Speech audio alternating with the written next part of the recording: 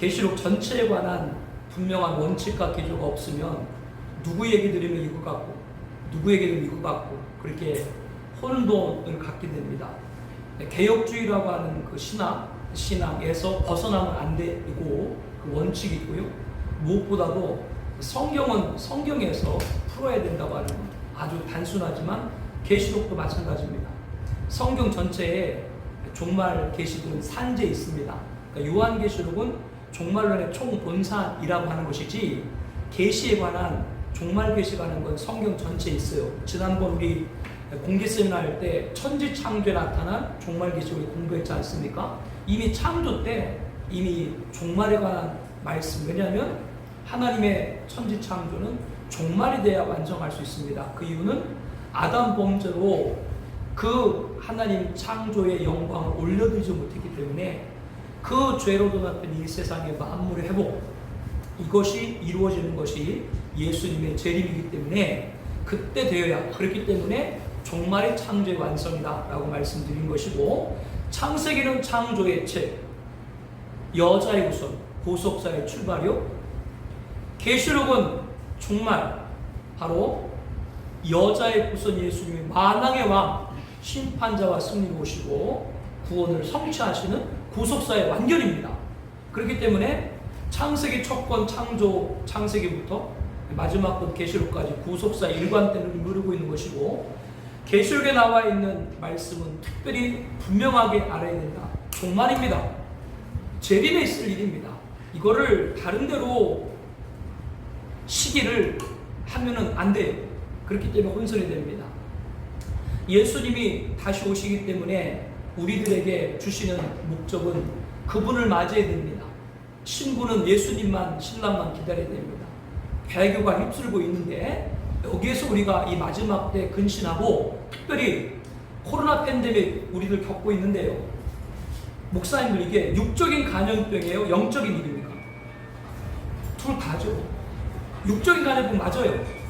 그게 분명히 맞는데요. 영적인 일이라는 거 우리 지금 부인할 수 없습니다. 교회에 우리 신학교 때 우리 얼마나 배워? 딱 들어가자마자 교회에 5대 사명 있잖아요. 예배, 전도, 교육, 봉사, 친교. 다음으로 지금 우리들 지금 50년, 60년, 70년 신앙생활을 하고 있는데요. 그 신앙생활 70년, 50년, 60년 하면서 이런 일이 있었습니까?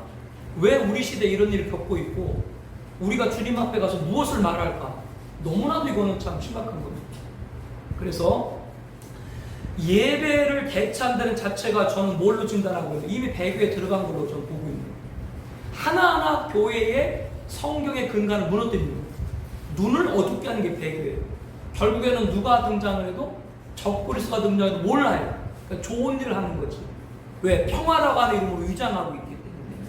그래서 이런 배교 여기를 벗어나서 우리의 구원자는 오직 예수님밖에 없는 줄로 믿습니다. 이거를 끝까지 지키느냐, 지키지 못하느냐, 영적 전쟁 치열한, 우리는 거기에서 진리를 사수하는 신부가 되어야 되고, 그러므로 절대 경종은 뭐요? 적그리스도 따르면 안 된다 라고 하는 것이 경종입니다.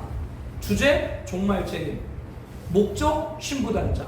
경종, 짐승, 배교에 빠질 나라. 계시록은 크게 세 가지 골교로 나눌 수가 있습니다. 내가 본 것, 1장, 4장, 5장. 지금 있는 일, 2장, 3장. 1장은 사도 요한이 어디에서, 언제, 어떻게 계시록의 계시를 받게 됐는가라는 동기, 배경. 4장은 하나님이 그를 천사로 이끌어서 하나님의 보좌를 보여주시고, 즉 그 보좌는 뭐냐면 총사령부예요. 지구의 모든 역사의 총사령부입니다. 그걸 보여준 거예요. 거기서 모든 게 다 하달되는 거예요.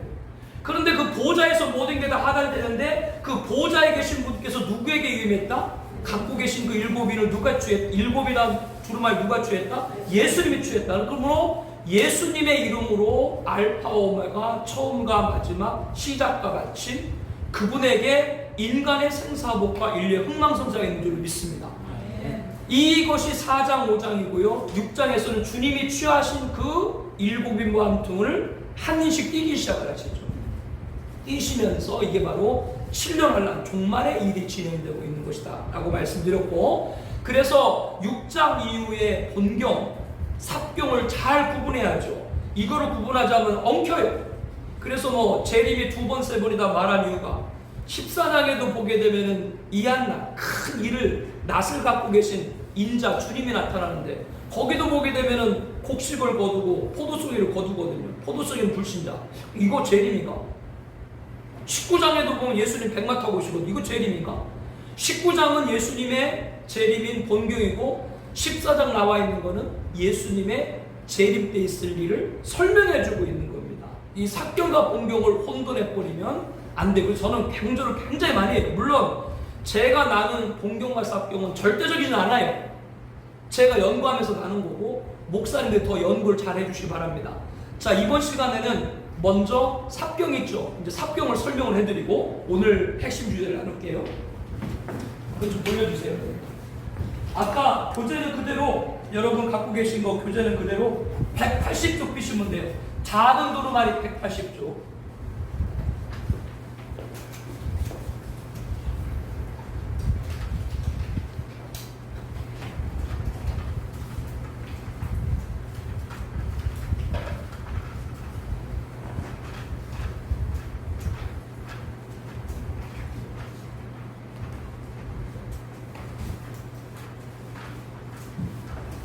본경은 일곱인 일곱 나팔 일곱 대전입니다. 첫째인, 둘째인, 셋째인데 다섯째, 여섯째, 일곱째인은 곧 일곱 나팔이고 일곱 나팔, 첫째 나팔, 둘째 나팔, 셋째 나팔, 넷째 나팔, 다섯째, 여섯째 나팔, 일곱째 나팔은 곧 뭐요? 일곱 대접입니다. 이것이 본계시. 그리고 19장 1절부터 예수님의 재림, 20장은 천전왕국과 흰보자 심판, 21장, 22장은 새하늘과 새 땅, 거룩한 성, 새 예루살렘. 여기까지가 본경이에요. 이 본경에 있을 이 일들이 어떤 일이고 이때 교회는 뭘 준비해야 되는가, 이거를 설명하고 있는 게 삭경입니다. 여기서 우리가 혼돈하지 말아야 될 것은 일곱이는 일곱 나팔은 일곱 대접은 순서대로 계시가 되어 있죠. 그러나 이 삭경은 순서가 꼭 일치하지 않습니다. 어떤 것 앞에서 미리 설명하고 있고 어떤 것 뒤에 설명하고 있고, 드라마 말씀을 많이 드렸어요. 1회, 2회, 3회 쭉쭉쭉 반영하는데 어떤 드라마는 첫 회 때 이미 결론을 다 말하고 나중에 드라마가 이어지는 것이 있고, 어떤 드라마는 2, 3회 나가다 갑자기 중간에 결론을 말하고 있는 경우도 있죠. 그거와 같다. 그래서 삭경 이해에 대한 설명이라고 하는 겁니다. 7장 삭경의 첫 번째입니다. 자, 우리가 본경을 공부하면서 일곱인 가운데 첫 번째 흰 말을 우리가 뭘로 우리 사회께서는 해석을 합니까? 종말의 사명자. 그 이유는 절대적으로 하나님의 역사는 고속사입니다. 자기 백성을 구원하는 게 하나님의 첫 번째 관심사입니다. 그런데 하나님은 자기 백성을 구원하기 위해서 항상 무엇을 먼저 하신다? 지도자, 주의 종을 먼저 세웁니다. 그렇기 때문에 종말의 시대도 마찬가지로 종말의 시작과 함께 누구를 먼저 세우는 거예요? 종말의 사명자를 세웁니다. 7장에 이 종말의 사명자에 관한 설명입니다. 가장 우리들이 놀라야 되는 것이 14만 4천이에요. 이들이 과연 누군가라고 하는 것이죠. 많은 분들은 구원받은 자의 총수다라고 얘기합니다. 14만 4천에 관한 얘기는 7장하고 14장 딱 두 군데밖에 기록되지 않습니다. 그런데 14장에 보게 되면 14만 4천에 관해서 사람 가운데 속량함 받은, 처음으로 속량함 받은 자, 어린 양 인도하면 어디로 따라가는 자, 입에 거짓말 있고 흠이 없다. 그러면 이러한 이야기들이 모든 성도인가? 우리가 섬기는 교회 성도님들이 어린 양 인도하면 어디로 다 가요? 입에 흠이 없고 거짓말이 없어요. 이거는 모든 구원받는 성도를 말하는 것이 아니라 특별한 사명자를 일컫는 것이라고 하는 걸 우리 가르쳐주고 있습니다. 그래서 14만 4천을 우리는 종말의 사명자, 종말의 사명자를 했을 때 어떤 것이냐? 7년 환란. 지금은 교회 시대죠. 교회 시대가 끝나고 종말 시대가 들어가게 되는데 그 종말 시대의 시작이 7년 환란입니다. 이 7년 환란 때 전사년반 있죠. 전사년반 할 동안에 교회를 진리로 사수해서 촛대교회로 이끌 주의종들이 바로 14만 4천입니다. 그런데 어떤 분들은 이것을 이스라엘이라고 얘기합니다. 세대주의 같은 경우는요. 왜? 거기 보면 지파들의 이름이 쭉 기록되어 있거든요. 그러나 그 12지파에 관한 걸 우리가 쭉 봤을 때 원래 야곱의 12아들이 있죠. 루벤부터 시작을 했어요. 베냐민까지. 근데 나중에 보게 되면은 이 요셉이 복을 받아가지고 아들 므낫세와 에브라임이 삼촌들과 같은 향렬에 올라가죠. 우리나라도 나이가 어려도 족보를 보게 되면 나이 많은 분들이 조그만 자기 아들또애한테 삼촌이라고 아저씨라고 부르는 일들이 있죠. 그와 같이 하나님의 복을 줘가지고 에브라임, 그것도 요셉의 둘째 아들 에브라임을 첫 번째로 끌어올린 거예요. 그러면 12지파를 보게 되면 원래는 루벤부터 시작해서 베냐민까지, 나중에는 요셉과 레이가 빠지죠. 누가 들어가요? 에브라임과 므낫세가 들어가죠. 근데 요한계시록 7장에 나와 있는 12지파를 보게 되면 요셉이 있어요. 요셉이 있으면 누가 없어야 돼요? 므낫세가 없어야 돼요. 므낫세가 또 있어요. 레이가 또 있어요. 근데 또 에브라임은 없어요. 단지파도 없어요. 원래 야곱의 12아들로도 안 맞고, 나중에 변형된 12아들로 안 맞고. 이거는 사도 요한이 12지파를 몰라가지고 잘못 적었다? 그것이 아니라 이스라엘이라고 하는 것은 오늘날 우리 하나님의 이스라엘인 우리 교회를 상징하는 줄 믿습니다. 거기에 마지막 때 하나님께서 인쳤다라고 하는 것을 구원받았다. 그러나 에베소서에 보게 되면 인친 것이 뭐예요? 구원받은 것은 성령에 인쳤다라고 나오고 있죠. 예수님도 요한복음 6장에 보면 인쳤다. 예수님 뭐 구원받겨서 인쳤나요? 아니죠. 하나님의 아들로서 인친 받으신 거죠. 그래서 요 인쳤다고 하는 건 구원에 인친 것이 아니라 사명자에 인친 것이다. 그래서 우리는 14만 4천을 종말의 사명자로 본다고 하는 것이죠. 7장은 굉장히 중요합니다. 왜? 본경의 첫 번째가 뭐라 그랬어요? 신말 종말의 사명자. 그 신말 종말의 사명자가 누군가를 삽경 7장에 설명하고 있습니다. 7장은 중요한 이유가 7장 1절부터 8절까지는 14만 4천에 대해 설명을 하고 있고 9절부터 신옷 입은 큰 무리가 나와요. 그러니까 여기서 이제 혼돈하는 거예요. 1절부터 8절까지는 14만 4천이 나오고 9절부터는 흰옷 입은 큰 무리가 나오기 때문에 많은 분들은 14만 4천이 흰옷 입은 큰 무리 모든 성도다라고 얘기를 해요. 그러나 우리들은 1절부터 8절까지 나오는 14만 4천에 의해서 종말에 진리를 사수한 성도들을 9절에 나와 있는 흰옷 입은 큰 무리로 봅니다.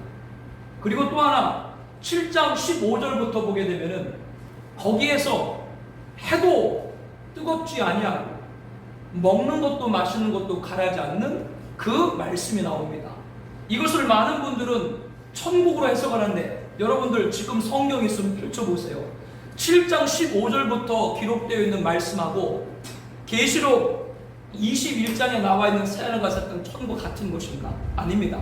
그러면 7장 15절에 나와 있는 해의 뜨거움도 오지 아니하고 먹고 마시는 것도 고통 가라지 아니하는 곳은 어디냐? 바로 아까 전사년만 후사년 말씀드렸죠. 후사년만 짐승 통치 때 진리를 사수한 성도들이 보호받는 예비처에 관한 얘기입니다. 7장의 중요한 이유는 1절부터 8절까지는 종말의 사명자에 관한 말씀을 기록하고 있고 9절부터 14절까지는 그 종말의 사명자에 의해서 배교에 빠지지 않는 진리를 사수한 성도를 기록하고 있고 7장 15절부터는 그 성도들이 후사년반 때 짐승 통치 지배를 안 받고 보호받을 예비처를 기록하고 있는 거예요. 7장에서 그래서 중요합니다. 그거에 관한 건 하나하나씩 공부를 여러분과 하게 될 것입니다. 그 다음에 10장입니다. 아까 본경은 7인 6장, 7나팔 8장 9장, 7대전 16장, 그리고 19장, 20장, 21장, 22장 이렇게 말씀드렸어요. 8장 9장은 본경기 때 10장입니다. 10장에는 작은 두루마리가 나옵니다. 그리고 다시 예언하리라. 이게 도대체 뭔가? 7장에 14만 4천이 택함 받았죠. 10장 보게 되면은 요한이 작은 두루마리를 받아 먹습니다. 자, 여기서 주목을 하셔야 돼요. 집중을 하셔야 돼요. 요한이 받아먹는데요. 요한이 받아먹은 건 누가 받아먹은 것이냐? 계시록 1장 1절에 보게 되면은 답이 다 나와 있습니다. 예수 그리스도 계시. 하나님의 종들, 저와 여러분들입니다. 이 종들에게 하나님께서 보이시려고 천사를 통해서 누구에게? 사도 요한에게 대필하도록 한 거예요. 무슨 말이냐? 계시록은 사도 요한이 받았지만 그거는 모든 종들에게 주신 말씀인데 사도 요한이 대표로 받아 적은 것이다. 그러므로 10장에 나와 있는 요한이 작은 두루마리를 받아먹었다고 한 얘기는 뭐요? 마지막에 주의 종들이 받아먹는다. 그 작은 두루마리가 바로 계시록, 종말의 말씀을 우리들은 그렇게 해석을 하고 있습니다. 다시 예언하리라. 이 말씀을 잘 보여야 돼요. 다시란 말은 안 들었다는 사람한테 전하는 것이 다시예요. 들었다는 사람한테 또 전하는 게 다시예요. 그렇기 때문에 다시 예언하려는 어떤 의미냐? 기존신조 교회입니다.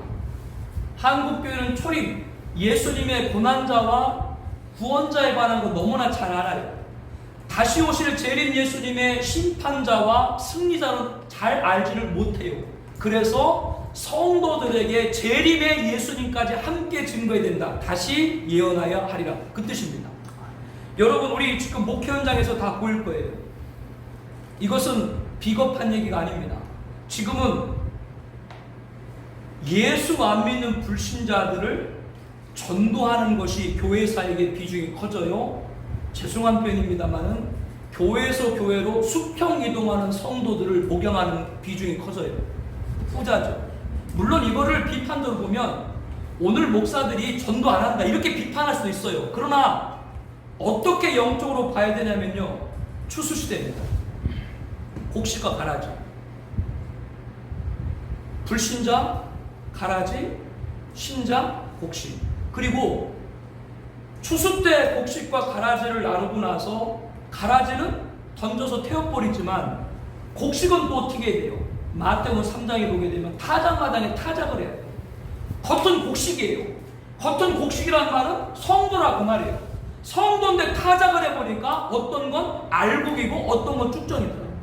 그러므로 교회마다 시험 없는 교회가 없는 거예요.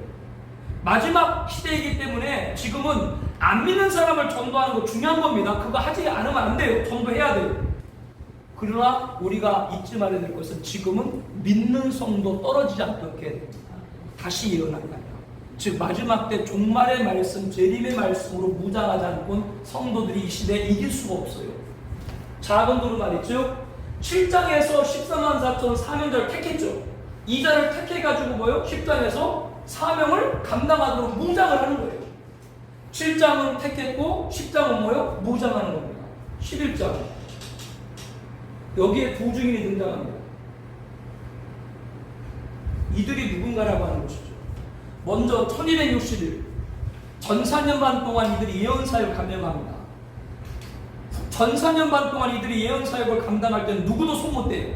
불이 나오고 아무도 건드리지 못해요. 그런데 전 4년 반 끝나고 후 3년 반 시작이 되면서 전 4년 반 끝날 쯤에 짐승 적그리스도에 의해 가지고 죽임을 당합니다. 시체가 널려요.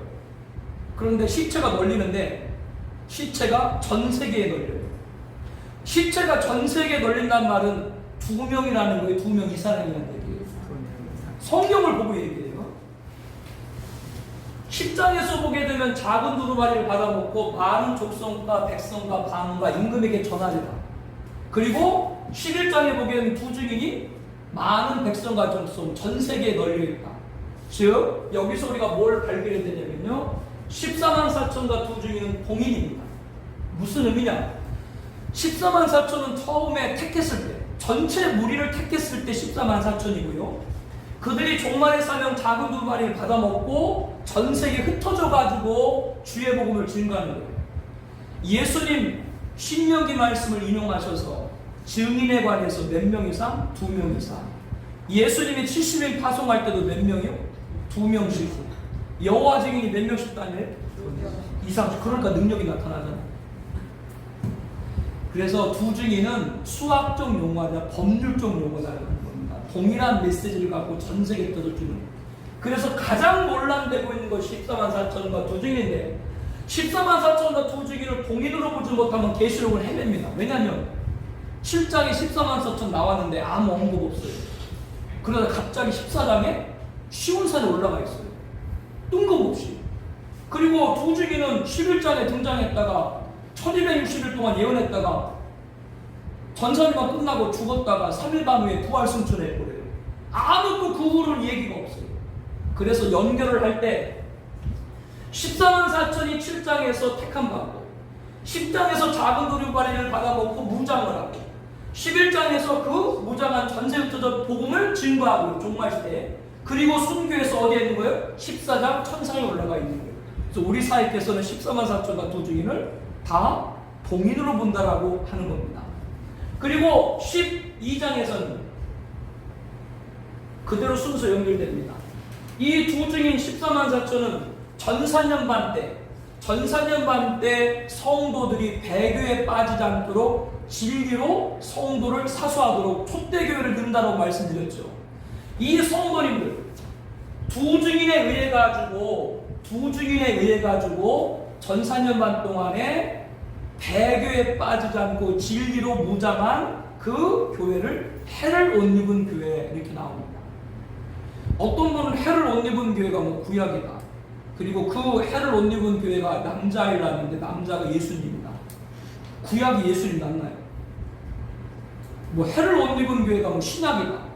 해를 옷 입은 교회 남자가 낳은 남자아이가 예수님이다. 교회가 예수님을 낳나요? 그리고 이게 뭐 어떤 경우는 뭐 해를 옷 입은 여자가 마리아다. 왜 마리아가 또 계시록에 또 나오는지. 그러니까 철저하게 계시록을 어디 관점? 종말의 관점으로 봐야 되는데 그렇지 않기 때문에 방금 말한 여러 가지 논란이 나요. 해를 옷 입은 여자 따는 것이 아니라 두 증인 이들에 의해 가지고 신앙, 배교치 않고 진리를 사수한 교회들 그들이 아까 호사년반은 짐승이 통치한다고 그랬죠. 그 짐승이 통치할 때 짐승 지배를 갖지 않고 어디요? 예비초에 보호받을 말씀이 11장에 이렇게 되는 거예요. 한때, 두때, 반때 1260일 동안 하나님이 그들을 보호할 피난처를 준비하고 있다. 12장 바로 그런 말씀입니다. 그리고 12장에 보게 되면 여자의 남은 자손 전사년반 진리를 끝까지 지키지 못하고 배교에 빠진 성도들이 있죠. 그들을 여자의 남은 자손이라고 나옵니다. 남은 자손은 두 가지입니다. 첫 번째는 뭐냐면 유대인이죠. 유대인들은 지금도 예수님 안 믿죠. 그들은 적그리스도가 등장할 때 자신들이 기다리던 메시아가 오인을 합니다. 그런데 전사년만 끝나고 적그리스도가 성전에 앉아 자기를 하나님이라고 얘기를 하니까 유대인들은 그때부터 속은 걸 아는 거예요. 그래서 마지막 때 하나님께서 구원하기로 남겨둔 유대인의 남은 자가 있고 교회 중에도 방금 말씀드린 전사년만 동안 진리를 지키지 못하고 마치 누구같이 미련한 가서처럼 같이 배교에 빠져서 짐승 통치에 떨어진 이들이 바로 12장에 보게 되면 여자의 남은 자손으로 나와요. 그렇기 때문에 마지막 때 해를 옷 입은 교회가 되어야 되지 진리를 사수하는 교회가 되어야 적그리스도 지배 때 예비초의 보호를 받지 그렇지 못한 여자의 남은 자손이 되면 후사년만 구원은 받아요. 그러나 짐승 통치 때 잔혹한 통치를 이겨야 돼요. 뭐를 안 받고 살아야 돼요? 짐승뼈를 갖지 않고 살아야 돼요.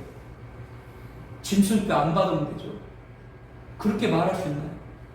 목사님들 음식점이나 카페에 가서 갈비탕 하는 걸 드시고 커피 한 잔 시키려고 지금 어떡하세요? QR코드를 찍든지 수기로 적어야 되죠. 아니 지금 커피 한 잔 먹으려도 수기를 적는데 마지막 때 핵전쟁 이후 전 세계 황폐화되고 제대로 식량이 공급이 되지 않을 때 그나마 짐승표를 받아야 그 식량을 배급받을 수 있는데 그때 짐승표 안 받을 수 있을까라고 하는 거죠.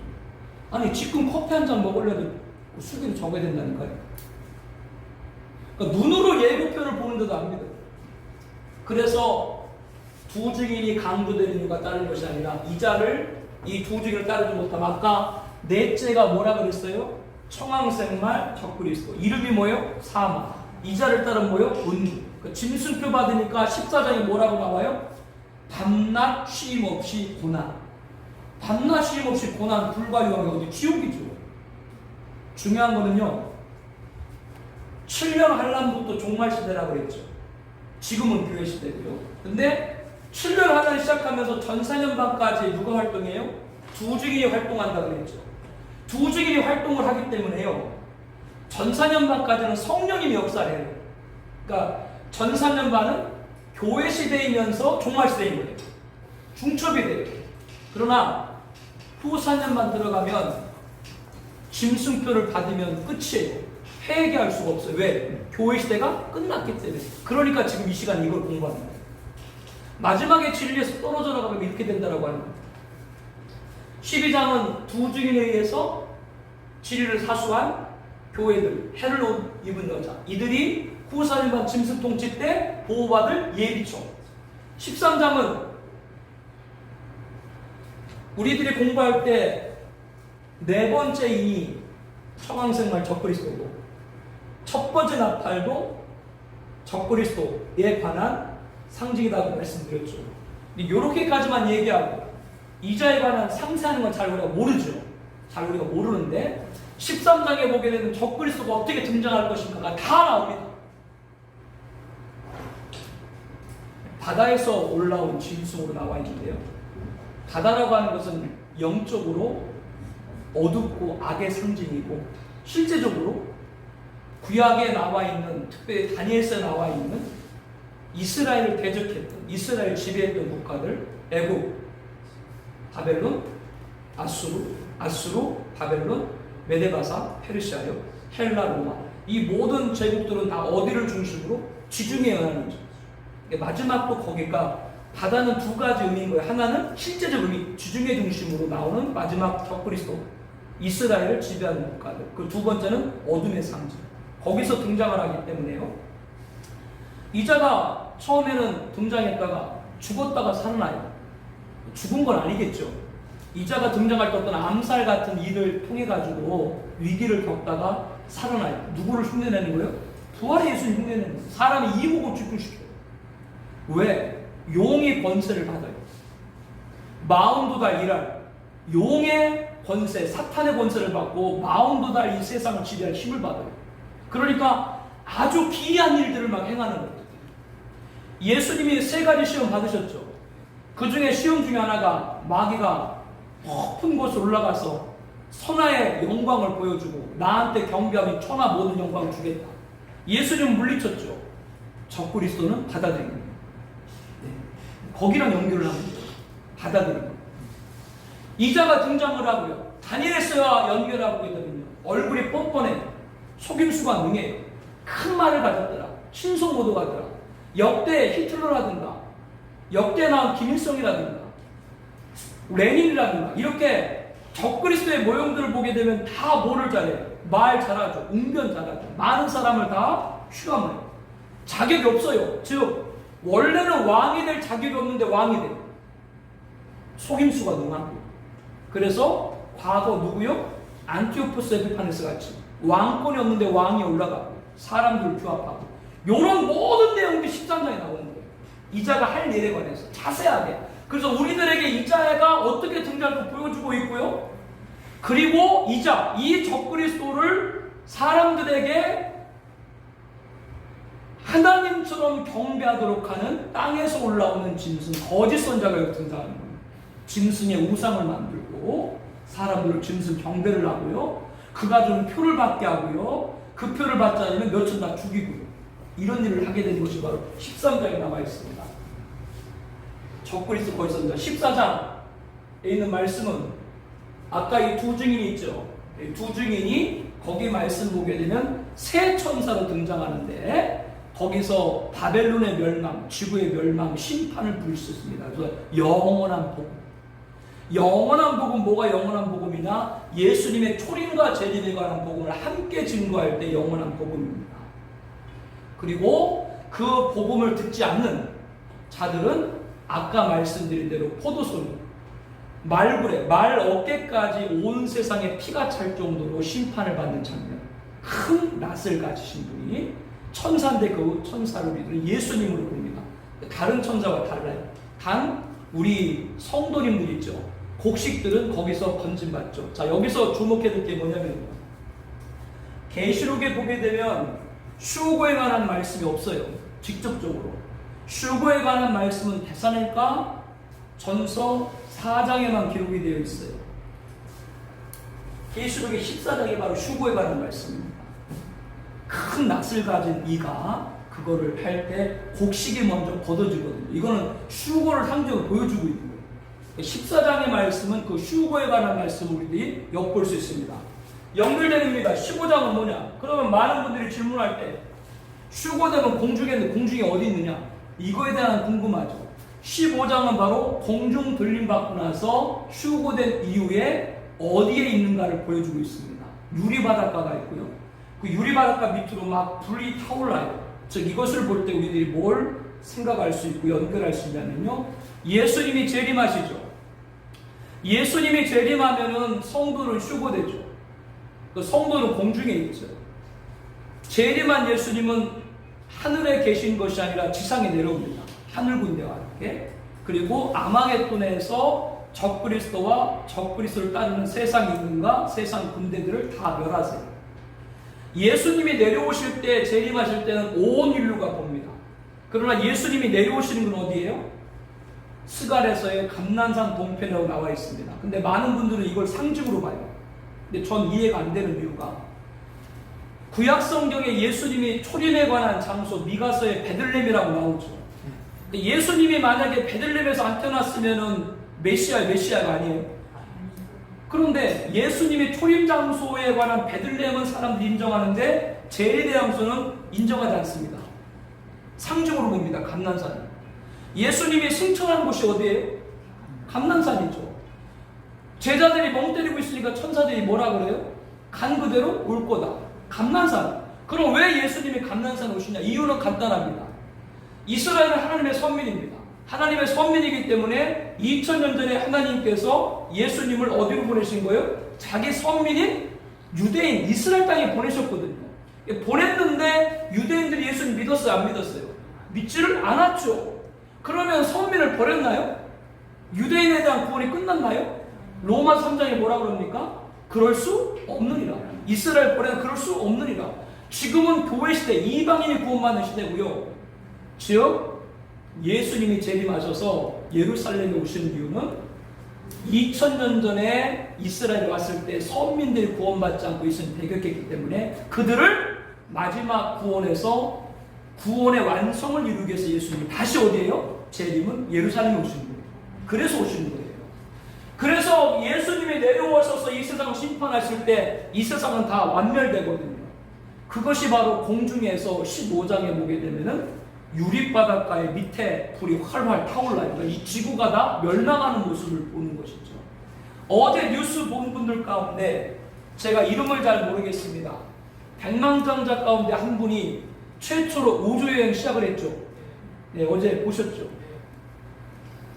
무슨 그게 우주여행이야? 밀망형 성층권 뭐 안 올라가고 우주여행.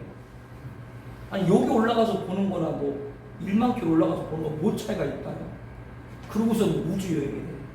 근데 거기서 이렇게 보게 되면 지구가 다 보이죠. 그와 마찬가지로요. 15장에 보게 되면은 지구가 다 불타오르는 게 보이는 거예요. 그래서 예수님 재림할 때 휴거받은 성도들이 이 지구가 마지막에 최후 장면을 다 보게 됩니다.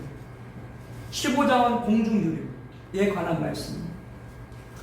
16장은 본격에 들어가고요. 17장 나오죠.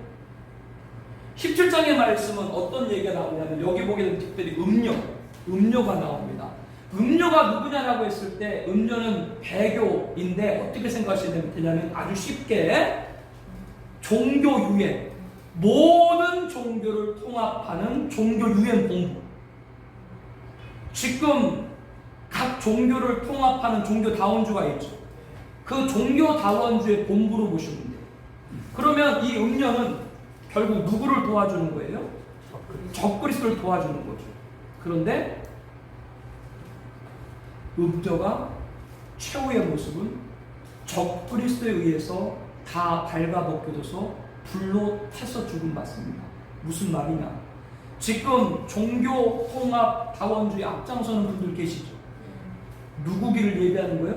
적그리스도를 예비하죠. 누구를 도와줘요? 적그리스도를 도와주는데 그들의 종국은 뭐예요? 적그리스도에 의해서 죽임을 당합니다. 마지막에 이용같이 다 하고 끝나요. 적그리스도가 세계를 지배하기까지 종교를 통일해야 되니까 음료가 필요했던 것이죠. 세계를 다 통일하고 나서는 종교 통합했던 모든 자들은 다 적그리스도에 의해서 죽인다는 거예요.